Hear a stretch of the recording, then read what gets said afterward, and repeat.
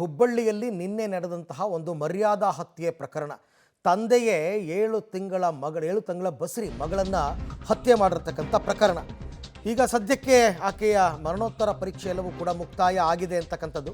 ಕಿಮ್ಸ್ ಶವಾಗಾರದಲ್ಲಿ ಮಾನ್ಯ ಮರಣೋತ್ತರ ಪರೀಕ್ಷೆ ಮುಕ್ತಾಯವಾಗಿದೆ. ಈಗ ಇನಾಮ್ ವೀರಾಪುರದತ್ತ ಆಕೆಯ ಊರು. ಮಾನ್ಯ ಮೃತದೇಹವನ್ನು ತೆಗೆದುಕೊಂಡು ಹೋಗಲಾಗ್ತಾ ಇದೆ. ಕಿಮ್ಸ್ಗೆ ಹುಬ್ಬಳ್ಳಿ ಧಾರವಾಡ ಕಮಿಷನರ್ ಶಶಿಕುಮಾರ್, ಧಾರವಾಡ SP ಎಲ್ಲ ಭೇಟಿ ಕೊಟ್ಟಿದ್ದಾರೆ. ಪ್ರಕರಣ ಸಂಬಂಧ ತಂದೆ ಸೇರಿದಂತೆ 3 ಬಂಧಿಸಲಾಗಿದೆ. ಇನಾಮ್ ವೀರಾಪುರ ಗ್ರಾಮದಲ್ಲಿ ಮಾನ್ಯ ಅಂತ್ಯಕ್ರಿಯೆ ನೆರವೇರುತ್ತೆ ಅಂತಕ್ಕಂಥದ್ದು ಈಗ ಸದ್ಯದ ಮಾಹಿತಿ. ಅಂತ್ಯಕ್ರಿಯೆನಲ್ಲೂ ಸ್ವಲ್ಪ ಗೊಂದಲ ಆಗಿತ್ತು, ಅಲ್ಲೂ ಜಾತಿ ಅಡ್ಡಿ ಬಂದಂಗಿತ್ತು. ಬಟ್ ಸದ್ಯಕ್ಕಂತೂ ಈಗ ಪೋಸ್ಟ್ ಮಾರ್ಟಮ್ ಎಲ್ಲ ಮುಕ್ತಾಯ ಆಗಿದೆ. ಮುಕ್ತಾಯ ಆಗಿ ದೇಹವನ್ನು ಕುಟುಂಬಸ್ಥರಿಗೆ ಹಸ್ತಾಂತರ ಮಾಡಿದ್ದಾರೆ. ಈಗ ಇನಾಮ್ ವೀರಾಪುರದತ್ತ ಪಾರ್ಥಿವ ಶರೀರವನ್ನು ತಗೊಂಡು ಹೋಗಲಾಗ್ತಾ ಇದೆ. ಅಲ್ಲೇ ಅಂತ್ಯಕ್ರಿಯೆ ಕೂಡ ನೆರವೇರುತ್ತೆ.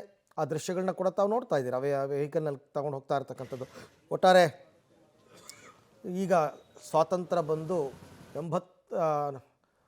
78 ವರ್ಷ ಆದಮೇಲೂ ಕೂಡ ಇಂಥ ಘಟನೆಗಳು ನಡೀತಾ ಇವೆ.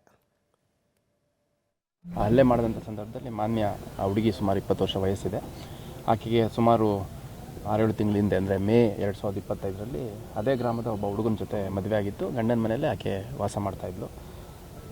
ಆ ಹಲ್ಲೆ ಆದ ನಂತರ ಹುಬ್ಬಳ್ಳಿಯಲ್ಲಿರುವಂಥ ವಿವೇಕಾನಂದ ಹಾಸ್ಪಿಟ್ಲಿಗೆ ತೊಗೊಂಬಂದಾಗ ಸಂಜೆ ರಾತ್ರಿ 9:15 ಆಕೆ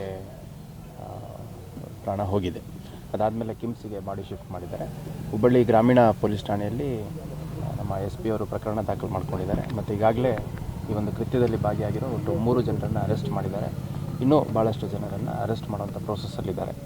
ಇದರಲ್ಲಿ ಕೆಲವರು ಇಂಜೂರ್ ಆಗಿದ್ದರು. ಅವ್ರನ್ನ ವಿವೇಕಾನಂದ ಹಾಸ್ಪಿಟಲಲ್ಲೇ ಈಗ ಟ್ರೀಟ್ಮೆಂಟ್ ಪಡ್ಕೊತಾ ಇದ್ದಾರೆ. ಈಗ ಸದ್ಯ ಇನ್ಕ್ವೆಸ್ಟ್ ನಡೀತಾ ಇದೆ, ಶವ ಪಂಚನಾಮೆ ನಡೀತಾ ಇದೆ. ಇದಾದಮೇಲೆ ಪೋಸ್ಟ್ ಮಾರ್ಟಮ್ ಮುಗಿಸ್ಕೊಂಡು ಇನಾಮ್ ವೀರಾಪುರ ಇದೇ ಗ್ರಾಮದಲ್ಲಿ ಯಾರು ಹುಡುಗಿ ಮತ್ತು ಹುಡುಗನ ಗಂಡನ ಮನೆ ಇದೆ, ಅದೇ ಊರಲ್ಲಿ ಅಂತಿಮ ಕ್ರಿಯೆಯನ್ನು ಮಾಡಲಿದ್ದಾರೆ.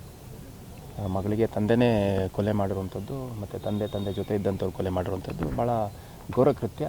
ಈ ಒಂದು ಕೃತ್ಯದ ಗಂಭೀರತೆಯನ್ನು ಅರಿತುಬಿಟ್ಟು ನಮ್ಮ SP ಅವರು ನಿನ್ನೆ ಸಂಜೆಯಿಂದ ಗ್ರಾಮದಲ್ಲಿ ಮೊಕ್ಕಾಂ ಮಾಡಿದ್ದಾರೆ ಮತ್ತು ಅಗತ್ಯ ಬಂದೋಬಸ್ತ್ ಮಾಡಿದ್ದಾರೆ. ಅಲ್ಲಿ ಯಾವುದೂ 2 ಗುಂಪುಗಳ ನಡುವೆ ಸಂಘರ್ಷ ಆಗಬಾರ್ದು ಅಂತಂದು